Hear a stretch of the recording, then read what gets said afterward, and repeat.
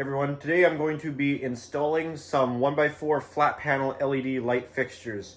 For those of you that are new to this project I've been working on, I installed a drop ceiling out in my garage back here. So I did 3 videos. This is the 3rd video here now. First video I installed the ceiling, and I did a video on installing these 6 LED recessed lights, flush mount lights. So those look nice. And this is the final part of the project, the last thing that needs to get done, which is installing these 1x4 flat panel LED lights. I'm gonna have 4 of them that are going to drop into the drop ceiling and should make everything look nice and complete this project. I have my package of lights here. Hopefully they are still intact. So let's open this up.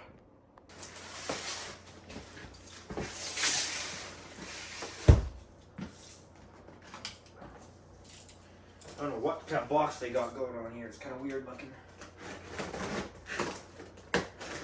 Box in a box, I'm gonna guess.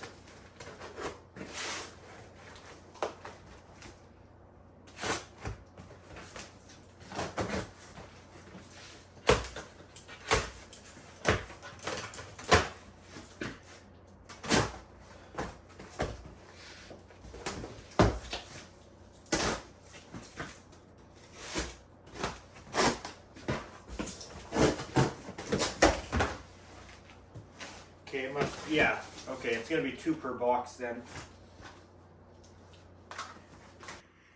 So things are gonna be a little different with this project here. I have 4 lights, 1 going in there, 1 going in there, 1 here, and 1 right there. And I want dimmable. However, try finding, they probably do exist, I'm sure they do. I spent a lot of time and could not find a 1x4 drop-in panel that had line voltage dimming. And by line voltage dimming, I mean like this guy here, where you can turn it off, turn it on, and you can just dim it. And it actually is dimming the power, reducing the wattage that each light's actually getting, and it's actually dimming the light with the 120 volts. That 120 volts is dropping and they dim that way. You can't get these, as far as I know, with that type of dimming. All of the dimming from these guys is always 0 to 10 volt dimming, which makes sense. That's what we use in commercial stuff. It's your 0 to 10 volt dimming, which is usually off of a dimming panel. Sometimes that 0 to 10 volt dimmer is built into the fixture, and you just send it bring data to it from master brains, and all the fixtures just get 120 volt usually. There's various ways of doing it. However, I don't have 0 to 10 volt dimming, and I don't want to run new wires to 0 to 10 volt dimming switches or anything like that. So I needed a different solution. So these ones apparently have wireless dimming, where you can turn them off and on from this and change the color as well. So I'll see how this works. I thought this came with actually one that goes in the wall too, like one that's a permanent switch. Maybe not, so maybe I'll just have to use this, or I have to buy it separately. We'll cross that bridge when we get there. I'm not quite worried about that yet.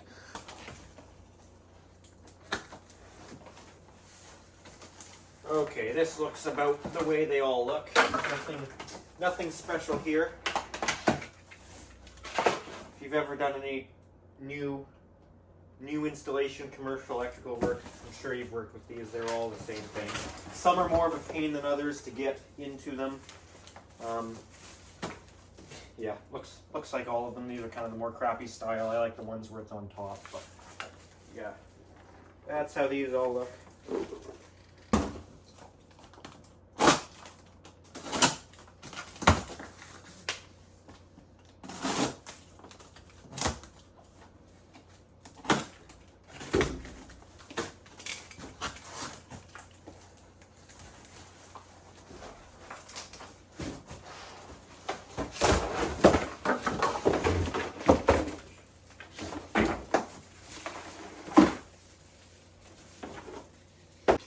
Alrighty, let's start installing these. So first things first, I'll show you where we're getting our power from. This one over here is a good example because you can see it. Right now, these lights that are in here just plugged into a receptacle. So we're going to be removing that receptacle, and that receptacle is on a switch leg. So you turn off the light switch and it turns off that receptacle. So we're going to get rid of the receptacle and run a new Lumex out of the box, and it can tie into our LED drivers on the back of these.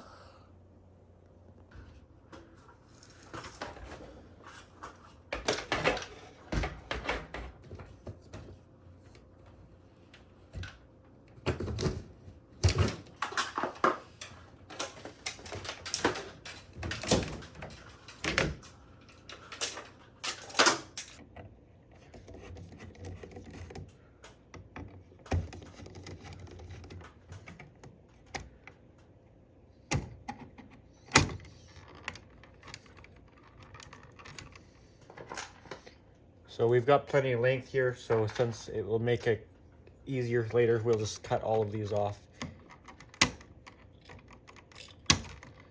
And these receptacles will be no more. How this place was wired is the grounds weren't actually spliced together because we have these plastic boxes here in Canada with the bonding strap inside of them. They were just using that bonding strap as the carrier to carry the ground over, so they weren't actually spliced together. They were just relying on that strap, which people certainly do it. I don't really like the idea of it though. So this black in here is a constant hot, always on, and this red is switched off of the light switch down there, and the whites are neutral, of course. If you look on the LED fixture, these knockouts right there are basically dead in the center, so you pretty well just need to run halfway down that 4-foot space and then maybe give it an extra 6-8 inches to make up your splice. Prepare our Lumex to go into there.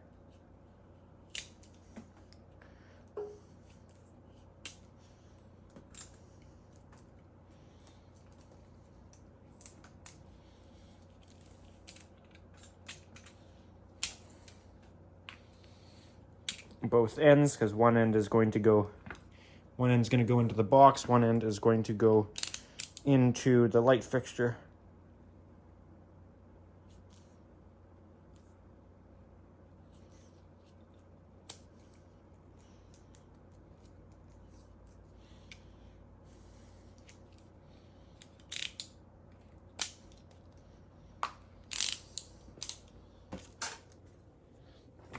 So I can't really put it in a 3-wire because there's already a hole in the box for the 3-wire. You can put 2 2-wires in one hole, or 1 3-wires. You're not supposed to put a 3-wire and a 2-wire, or 2 3-wires. You just don't do that. And we have enough room to easily add this anyways.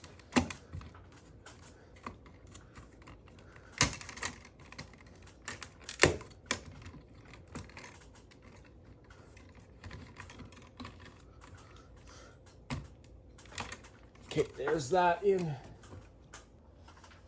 I'll put in 1 staple because you got to staple from 300 millimeters of the box, or 30 centimeters, 12 inches, same thing. There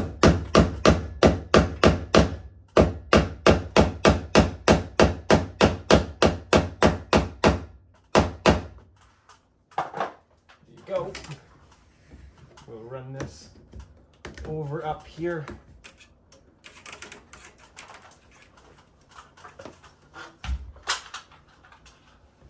And put a staple in right there. Then we're stapled somewhat close to the light fixture.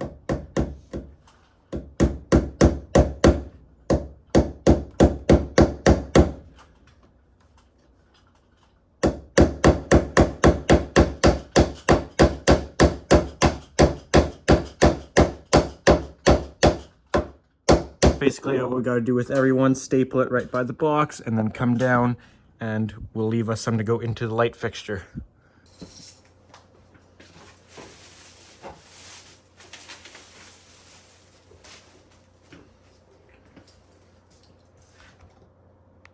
So with these, then you just open up this guy here, and if this is like most of them, they kind of slide one way. Yeah, pretty much.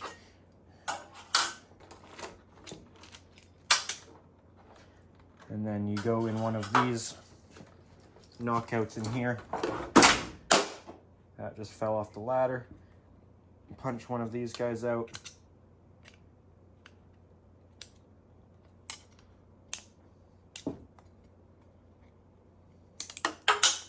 Punch one of those guys out. Your purple and gray are for your 0 to 10 volt dimming, which I don't have. And stick a Lumex connector on here.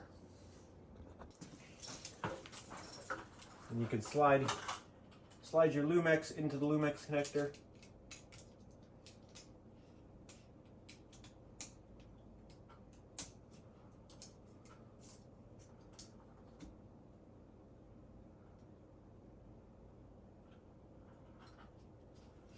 There you go.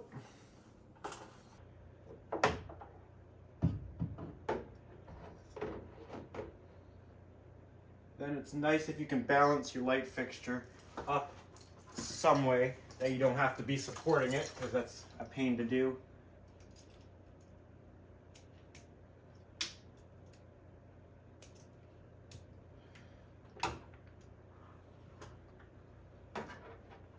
And you can make your 3 splices, ground, neutral, hot. You always do ground first. That's just the way you do everything.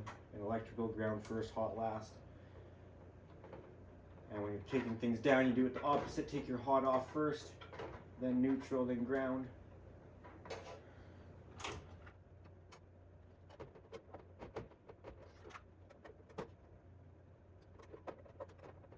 Neutral and hot. Okay. Everyone up in there. Slide that. Push that up. Entire fixture can slide up into the ceiling.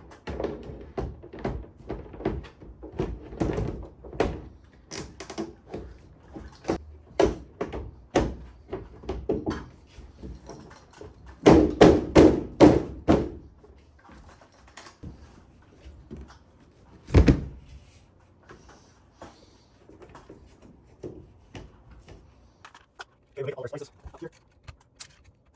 Always break this.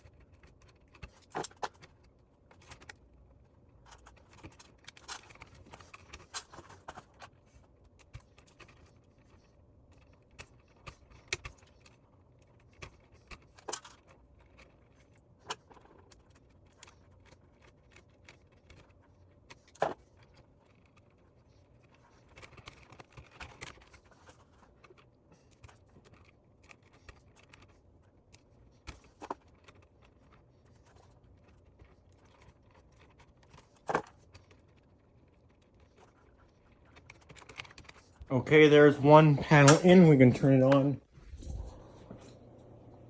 Yeah, that's nice and bright. Okay, so next step. We're not quite done here.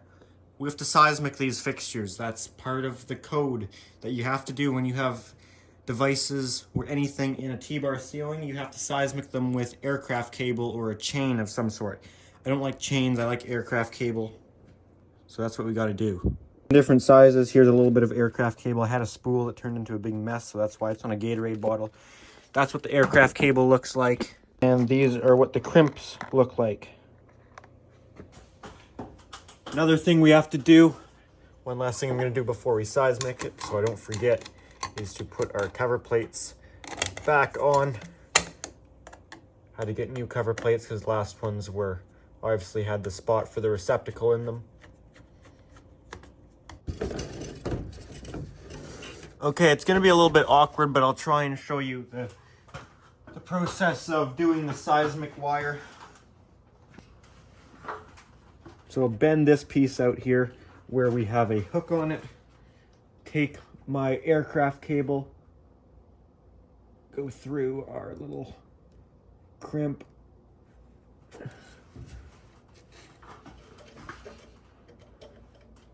Run that through there. And the seismic doesn't have to be tight. It just has to be enough that the light fixture is not going to fall on someone's head. I call it seismic, but that might not even be the best term because seismic's more for earthquakes. I'm not sure if you're only required to do this in earthquake areas. I know we're required to do it here, but we are in an area that is due for a massive earthquake. That can be the problem if the ends are frayed at all. It can be good to re-cut them nice. I'll just recut that end.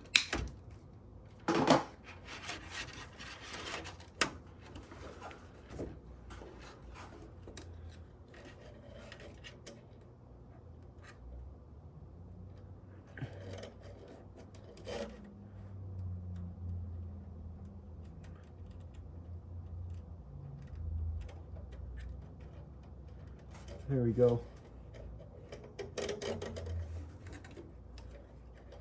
So then, once you have that on there, you use the crimper.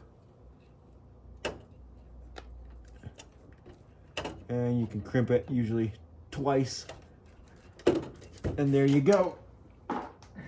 Trust me, I hate doing seismic, but it's part of pretty much any commercial job where there's drop ceiling. You're gonna have to do a whole bunch of crimping, so you gotta get used to it because there's no shortage of it.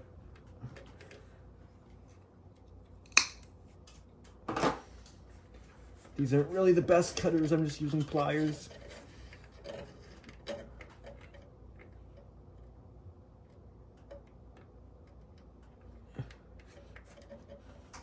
You always do alternate sides. I did that corner, so I'll pop this tile right here.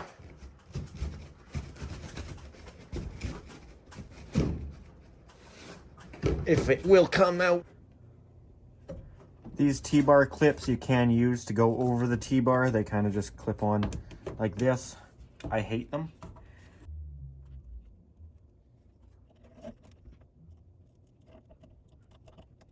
Also, watch for the strands again. Like slide them. Don't feel like they're so sharp. Sometimes when you feel it, they look like it's just want to cut. Wait a little bit, needs to be a oh, not that bad. So you still have to move it slightly. You really need to be outside it. Just make it exactly taut, because then sometimes you're trying to get out. Like push this thing up, you can't. So that's good right there. All right, we'll do our second light over here now.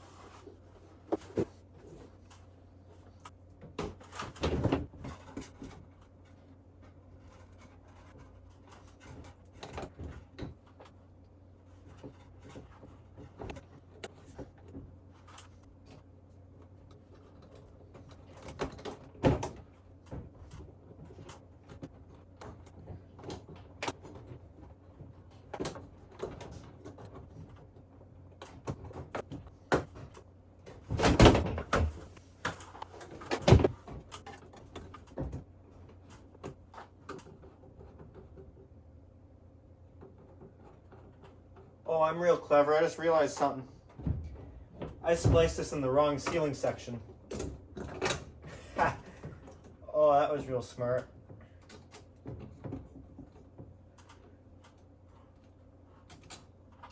That's embarrassing, but instead of editing out the video, I don't care that much.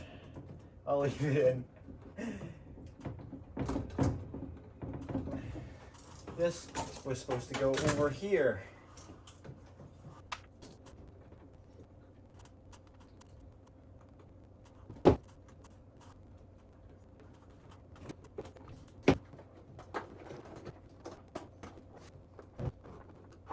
Yeah, I've got that light up there. It was kind of a pain, this one, because it's sprinkler pipe above it and stuff, and I didn't give myself a ton of extra length. But it's up there, so now we got to seismic it.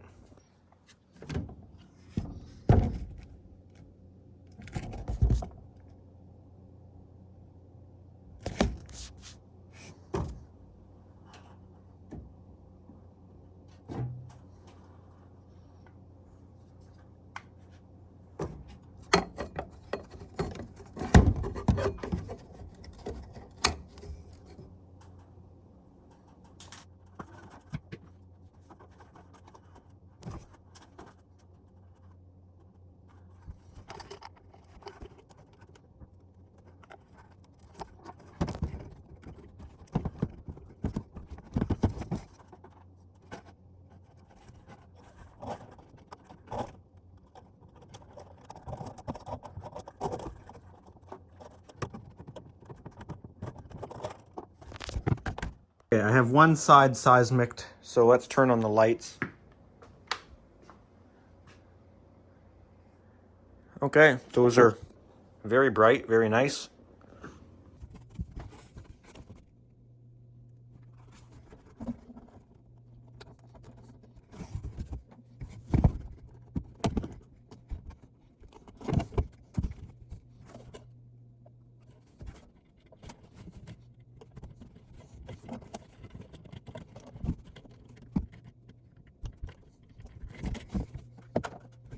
For this light and this light, I'm going to take them both off that one because the next one of those is way around the corner.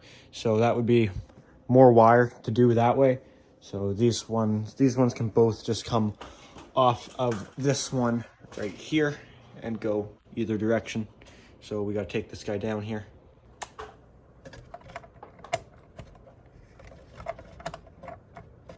Can't even fit the stubby in here. So when I need one of those little ratcheting ones where it's almost the style of like a wrench. Klein makes one, I should buy one. There's been a few times I could have used one.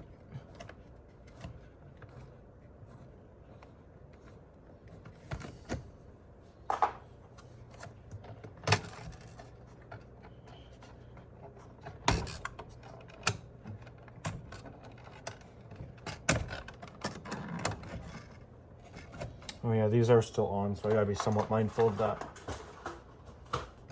We do have to be careful of the neutral actually because it's a 3-wire branch circuit. This neutral still could be hot actually. It could be. I don't think there's anything on this one, but I'm just saying in theory there could be.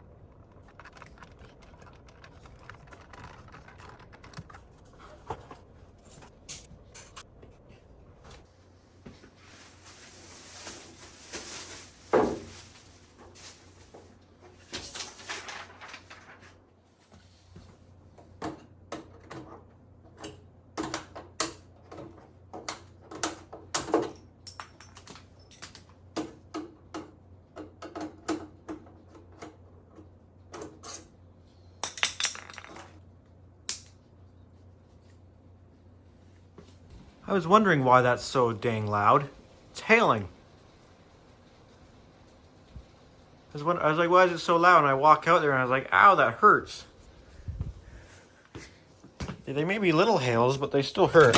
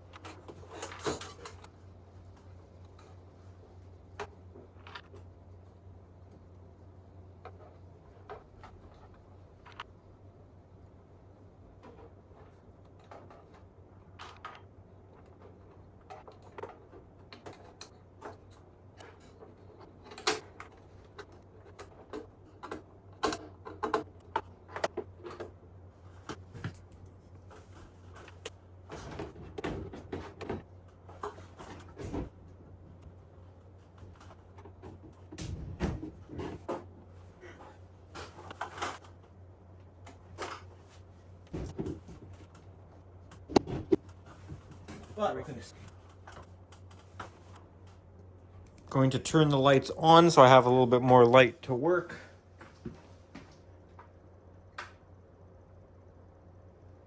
Which is slightly dangerous because that guy doesn't have red on it, so it could kind of theoretically short out and blow up. But that's a risk I'm willing to take for now. I need to put this bit in the drill. That is what we need to put in some more anchors. I have a couple more of these into the ceiling because there was none were conveniently close. Just like that. I can see that there's going to be a joist right there because that's where all the screws are.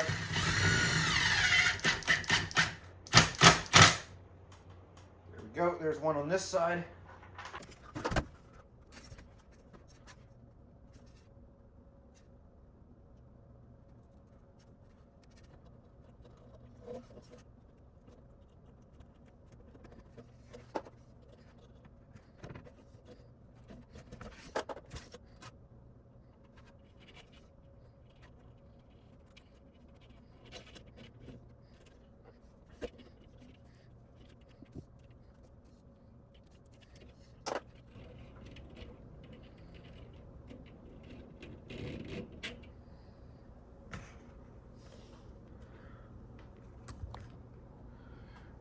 Okay, so we did one on this corner, so now I will need to do one on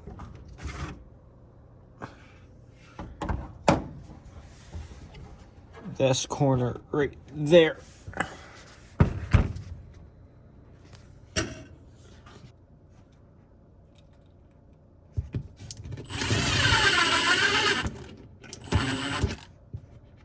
That one's just into the OSB, but it's not like it's drywall, so it'll hold. Should hold pretty well. I'm going to be doing this one blind since I can't actually see. It may look like I can see. I can see the top one, but I cannot see the bottom one. There's that. There.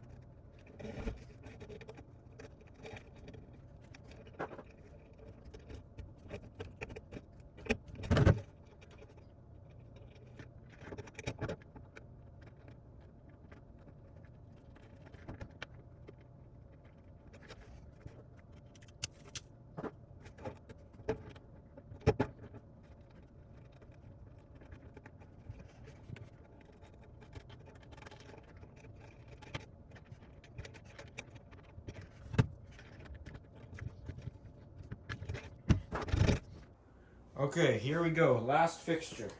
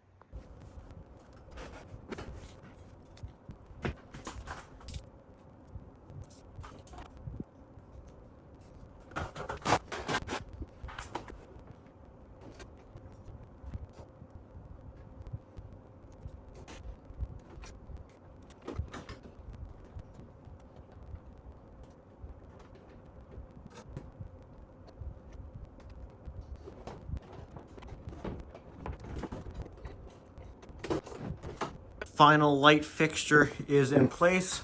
If we take a look up here, it is seismic right there. Right there you can see it's got seismic, and it is seismic over there as well. Just have to put that one tile back.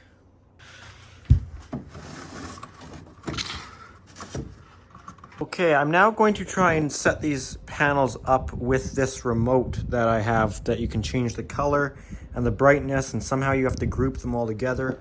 I don't know how you do it, but I'm going to try and figure it out.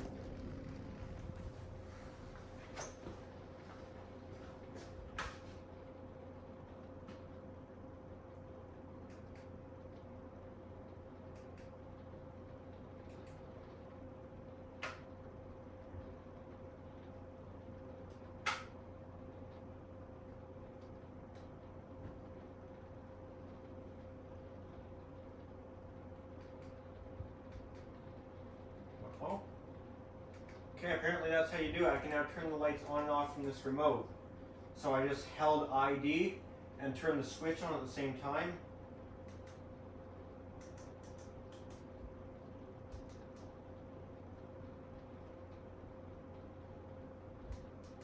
Wow. Let me turn the rest of the lights off in here. So I've got just these ones on. I can dim them, brighten them. Okay, so they were at 4K. I can change it to 35K, 3K, or 5K. 5K is a nice look. I like both 4K and 5K. I'm not sure what I'll usually use, because my backlights behind you guys are 4K, but then these LED pot lights there are 5K. So I think for now I'm going to leave it on 5K, but you can definitely change it. Oh wow, there's more than just the presets. You can really vary it.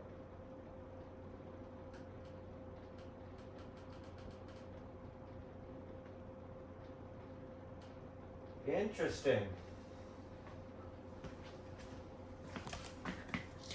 So you can use the preset brightness adjustments like 25, 50, 75, 100, but it really doesn't give you that much options. You can also go even less if you use the actual dimmer switch, and you can be a lot more specific with where it stops.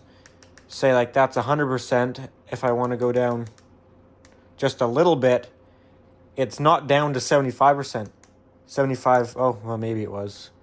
Okay, that's down a little bit.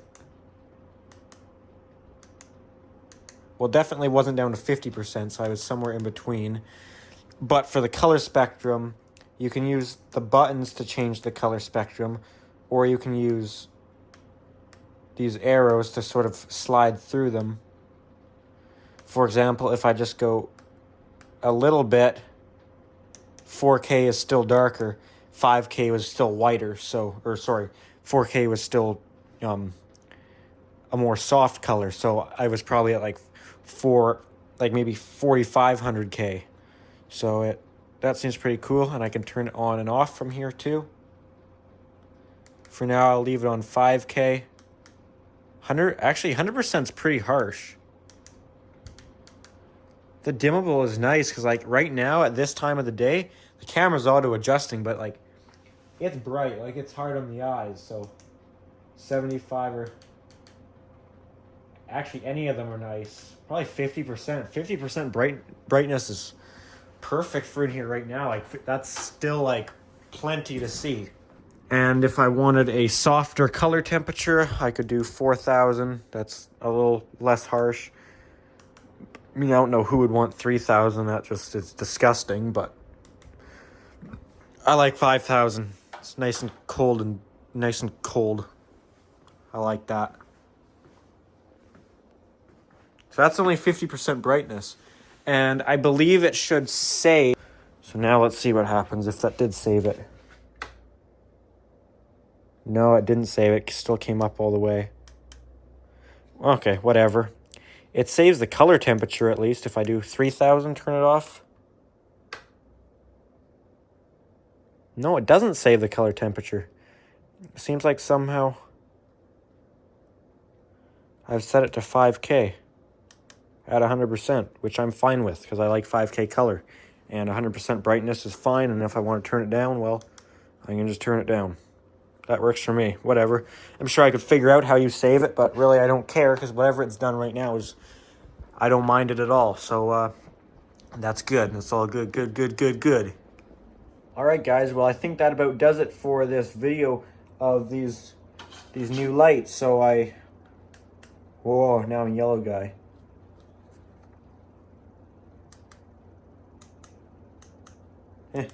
Oh no, that's pretty cool.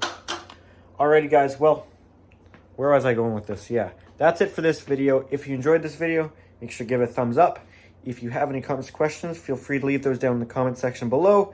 And if you're interested, feel free to check out my Instagram account at Pickle700 for bonus content, stuff posted earlier than you'd see it on the YouTube channel, that sort of thing. So if you're interested, feel free to check that out. Also, if you enjoy my videos and want to see more of them, make sure to subscribe. All right, thanks for watching.